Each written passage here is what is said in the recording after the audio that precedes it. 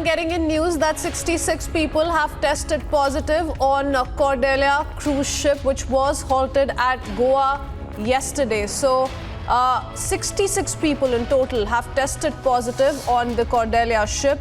Earlier on, details came in of how a crew member was first tested positive for coronavirus, and now the scare getting intense with the Cordelia cruise ship becoming a COVID hotspot. 66 people in total testing positive. Let me go across to Yasha, who's joining us with more details.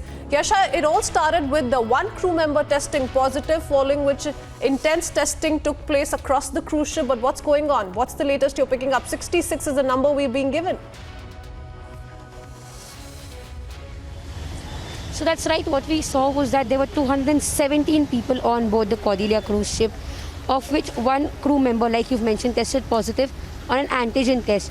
He was deboarded from the cruise, where the cruise is right now, still halted at Margao port, wherein all the other passengers were asked to stay on board the ship. The ship was also not allowed to come around the coast, and wherein there were members from the local authority who went and also got the other passengers as well as crew members tested. So there were approximately 13 crew members and more than 2,000 passengers who had been tested for RT-PCR yesterday, and it was on the basis of which that the Health Minister of Goa, Vishwajit Rani, had decided that none of the members from the ship would be allowed to be in Goa unless the reports are out.